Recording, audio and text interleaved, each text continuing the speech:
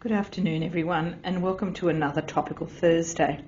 It's my absolute pleasure this afternoon to introduce you to our guest speaker, Ms. Brenda Booth. And Brenda's going to talk to us about fatigue after stroke and giving it to us from a survivor's perspective. I'm sure a lot of you will know Brenda. She's been a member of the association for a long time. Brenda is a stroke survivor. Her stroke occurred in 2001 when she was 41 years old. A left carotid artery dissection, or tear, caused a left middle cerebral artery stroke. Her speech, sight and arm movement were initially affected.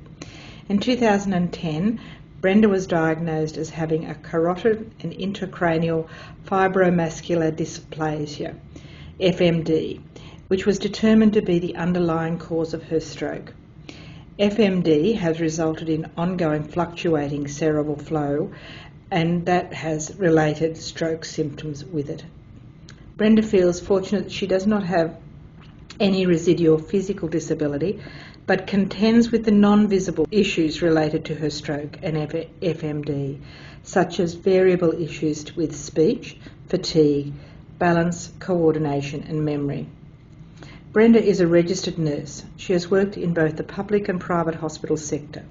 From 1991 until 2016, Brenda worked as a case manager with the New South Wales Government Department of Disability Services. Following her stroke, she returned to work part-time. In April 2016, Brenda commenced work with the National Disability Agency as an NDIS planner. Brenda is frequently asked to speak about her stroke experience at forums, educational and community events. Brenda has provided the stroke consumer input at a number of local, state, national and now international levels. She is currently the co-president of the Working Age Group Stroke, or our WAGS Stroke Recovery Club, located on the Central Coast. Brenda was awarded an Order of Australia Medal in 2019 for her ongoing work in the area of stroke. It's my absolute pleasure to introduce you all to Brenda this afternoon. Fatigue after stroke is an issue that affects many stroke survivors. And basically, I'm speaking from a stroke survivor's perspective, but it's about the investigation that I did quite a number of years ago, but it's also other information that goes with it. And in that investigation, I consulted the stroke survivors in the stroke group that I'm involved with, and also carers that are in the group about fatigue after stroke. And look, I gathered all their information and their comments, and we looked at, sort of the numbers in the group. And so that group was WAGS. And WAGS is the Working Age Group for Stroke on the Central Coast. And WAGS has been around for quite a few years. But it's like everything. Stroke affects all stroke survivors differently, but so does fatigue after stroke. And the frequency and severity of the fatigue varies from person to person. And the degree of disability that a stroke survivor may be experiencing is not an indication of the level of fatigue they may be experiencing. I don't have any of this disability, but I have significant fatigue issues. As I said, I had my stroke 19 years ago, and I was 41 at the time. And look, I'm very lucky. I can walk, I can talk, and I don't have any obvious disability, so people often assume that I'm okay. It took me a long, long time to come to terms with the stroke fatigue that I experienced and the level of impact that it had on me. And many people I know who have stroke fatigue, it just stops them in their tracks. It's like hitting a brick wall. And I don't know the lady who was speaking oh no, it was Steph. What am I saying? I do know the lady who was speaking just before me. But what Steph was talking about is needing to nap. And I know that when I first had my stroke, I really frequently had to nap. But I mean, sometimes they weren't naps, they were like serious sleeps. you know, I'd be out for the count for a couple of hours. And also, just to give a bit of background to who I am, my background is I'm a registered nurse. I've worked in the disability sector for 29 years. I've worked for both state and government in disability sector work. I was a team leader in the State Government Disability Service, and I managed a multidisciplinary team. That was before my stroke. After the stroke, I was off work for 7 months, and then I've never been, like Steph, I've really not got back to full-time work. I only ever got back to part-time work, and part of the reason for that has been fatigue, because sometimes fatigue is absolutely mind-numbing. So in the 19 years, the severity of my fatigue has changed. It varies. Over the period, I've had episodic TIAs, and that increases the level of my fatigue during those times. Last year, I had a really bad fall. It was a stroke-related balance fall, and I ended up with a traumatic brain injury on top of my acquired brain injury. And my fatigue escalated after that event. So my fatigue varies depending on what's happening to me. And it's not just a case of, feeling tired. It actually, when I'm fatigued, it impacts on my memory. It impacts on my ability to stay on task at home and particularly at work.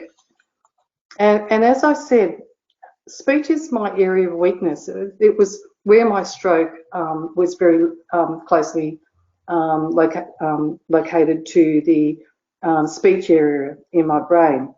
And so whilst I can speak, I have word finding problems. And the people who know me well, they can always tell, even just when talking to me on the phone, they can tell when I'm fatigued because my words just don't come out very well. And so on days when I'm tired and fatigued, I've often seen people who don't know me, looking at me like I'm someone with two heads. And I sort of think to that, there's days I'll explain that, and then there's days I just kind of think, it's not my problem. When I was in my early 20s, I had dengue fever, so a long time before my stroke. And with dengue fever, I was really, really physically fatigued at the time. And after my stroke, and I had stroke fatigue, I kind of thought, what's the difference between dengue fatigue and stroke fatigue?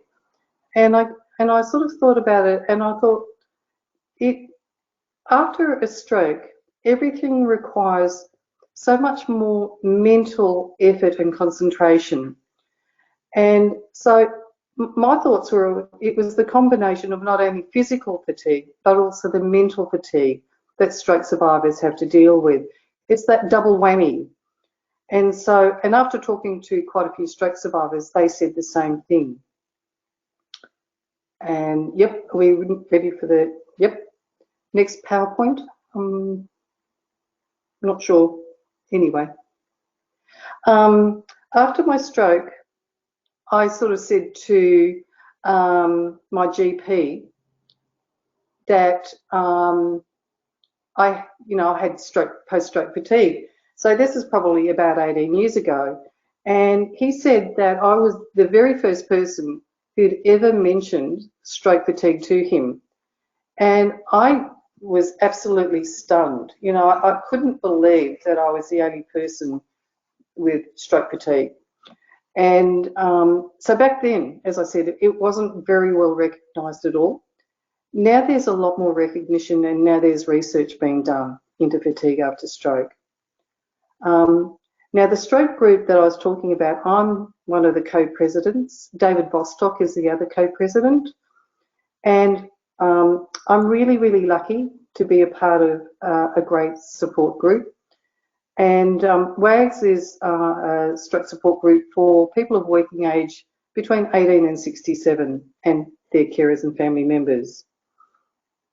That's an old photo of WAGS, but it's a good, actually is, yeah, I'm not sure. Anyway, no, that's the current one. I've got it.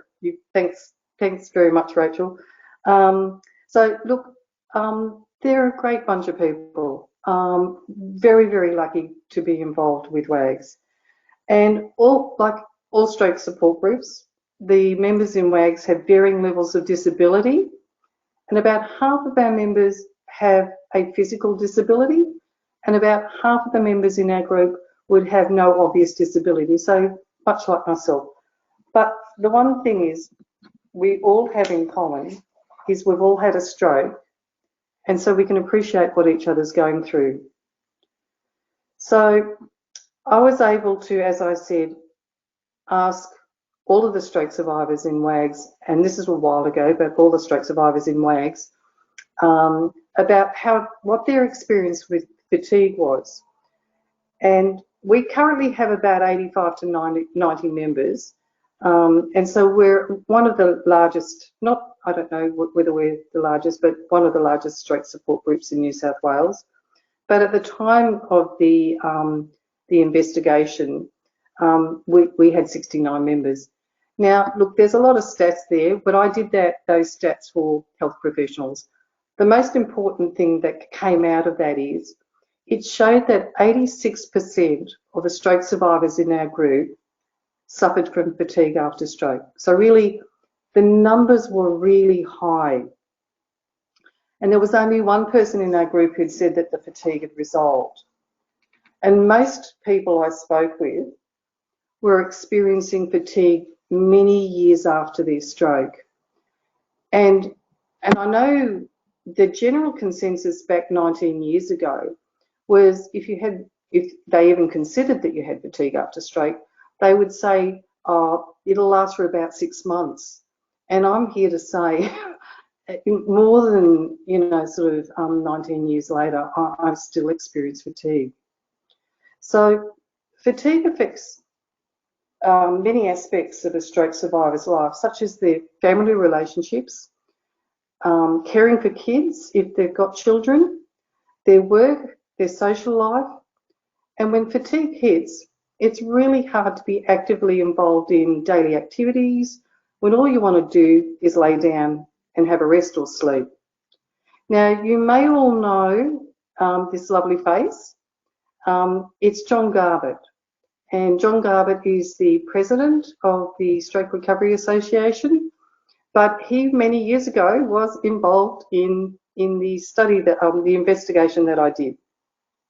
So what I did was I gathered a lot of their quotes, and so these quotes are directly from people that I interviewed. And so John's quote was, well, John, who prior to his stroke was a senior manager in a government department, said, when I first came home after the stroke, the fatigue was extreme. I slept for long periods at night and also needed to nap during the day. When I went back to work, it was much more tiring than I expected. I can't do 2 or 3 things in one day. It's just too taxing. He said he had to accept his limitations associated with his stroke, and he ceased working. And there's Deirdre next.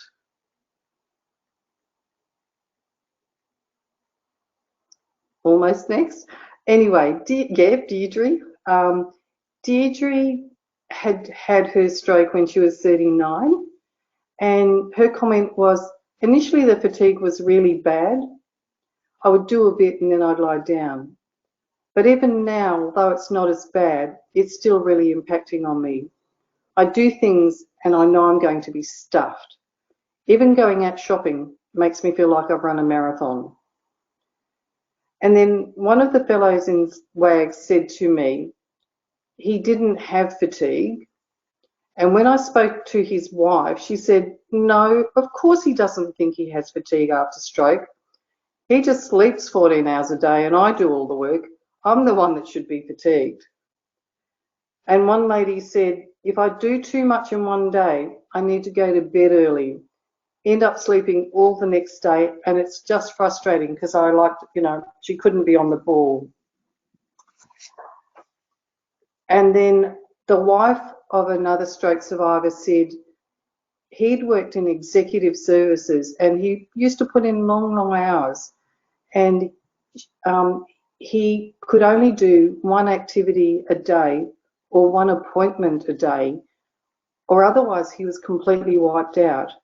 And he said to me, I hit the wall and just have to stop and sleep. Others spoke about how they need to concentrate doing basic tasks. Now, I know I do too. People assume that I can just do things. And look, I can do a lot of things, but there's some things I just have to really think about before, I do them. And I know fatigue is a factor. I'm more inclined to stuff things up when I'm fatigued.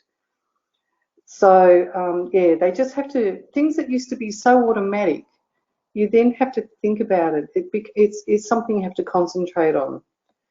And then the other thing that's really something that cropped up in the conversation about fatigue is, and this may or may not be applicable to you, but for people who get their ability to drive again, I know driving was incredibly fatiguing for me, and I had to be so mindful of being aware of not falling asleep at the wheel. So I would have to pull over more often and have a nap because otherwise it's just too dangerous. Now Jill is a carer, and she said that when her husband is fatigued, it puts him at a much higher risk of falling or aspiration. And can I say, when I originally did this presentation many years ago, there were doctors, allied health professionals, nurses, rehab specialists in the room. And I think, Michelle, you were there at the time. And one of the clinical nurse consultants that I knew really well said that when I actually talked about fatigue being a factor in people falling and aspirating, this particular rehab specialist, who's really highly thought of, she said to me, it was like a light bulb went off in his head. He hadn't realised fatigue had such an impact, or that could have such an impact. So Jill basically was saying, carers need to be really vigilant about it, and maybe be the person to say to the stroke survivor, look, maybe you need to have a rest. Bill is Jill's husband, and he was a senior manager in a government department, and he had a brainstem stroke when he was 51. Bill has very significant physical disabilities, double vision, can't walk unaided, and he said normal everyday activities that I used to do automatically now require so much more concentration and also causes so much more fatigue. When I'm walking, I have to think about coordinating my feet and arms, and to walk 40 metres without his crutches or a walker is hugely impactful on him. Bill said, because of his ataxia, just reaching out for something means he has to concentrate. And when eating, he has to be aware that he's holding his head properly so that he doesn't aspirate food and drink. And what he said was, so many things now require effort and planning. It's become like a military operation. Shauna, who's another stroke survivor, said when she was fatigued, she thinks of it like running out of petrol, and she frequently pushes on. She said that it's the other people around her that recognise that she's overdoing it. And when she's tired, she also had trouble with word finding. And she also got things back to front, like putting the garbage in the dishwasher. Her comment was that it's hard because you still have obligations, like going to work. You do just try to push on. I also know a lot of young stroke survivors, and they're people in their 20s and 30s, and they've all told me fatigue is a major issue for them. Sarah is a young lady in her 30s, and she had 2 strokes before when she was a teenager. She has physical disabilities, and in 2007 she completed a university degree. And when she was studying, she said fatigue is the biggest effect of her stroke that she noticed day to day. Sarah had to plan her study in manageable blocks and take regular breaks.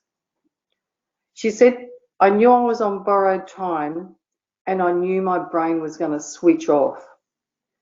And when she's walking, she also has to be particularly careful when she's fatigued because she can easily lose her footing. What she said was, fatigue is just around the corner, like a big monster. And Sarah still considers fatigue to be the biggest issue that affects her on a daily basis. So in talking to all the stroke survivors and gathering all their information, they also gave me ideas about how they manage it. So these are their tips basically.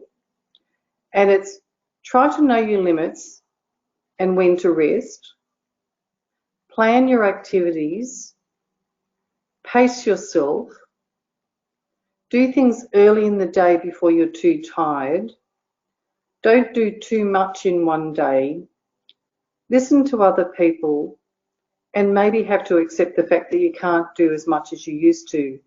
Now, whilst they're probably all common sense things, sometimes when you're fatigued, you don't actually think of the obvious things. So, it was helpful for me to remember some of those things. And I still need reminding by people around me when I'm fatigued just to cut myself some slack. Now, as I said, the doctors, the clinicians are now recognising post-stroke fatigue as a common issue for stroke survivors. And there's now a lot more information out there and available. The Cochrane Library, which you may not have heard, is a respected resource for information and research. And what the Cochrane Library wrote, they said a Cochrane review into fatigue after stroke said that fatigue is a common and distressing issue after stroke. And given the high prevalence of fatigue following stroke, more research is urgently needed. Well, thank goodness that research is being done. And Michelle has already mentioned the Hunter Medical Research Institute study that's being conducted into fatigue after stroke. That is called the MIDAS studies, and it's to look at the research of whether a drug called modafinil either works or doesn't work for debilitating fatigue after stroke. Having a stroke means we're all facing challenges, and fatigue is one of those challenges, but it's a biggie. It really does impact on many people's lives. And look, in summary, that's our logo. I mean, that's our WAGS logo. I mean, our slogan is from adversity to new growth. And I think all of us have, sort of struggled with different aspects of stroke. But look, I'm constantly amazed and privileged to know people who sort of just cut through all the difficulties, and their determination and their resilience and their perseverance. Look, they just keep going. They don't let their stroke beat them, but they also don't let their fatigue beat them. And I suppose that's me in a wrap, really. So happy to provide any other information.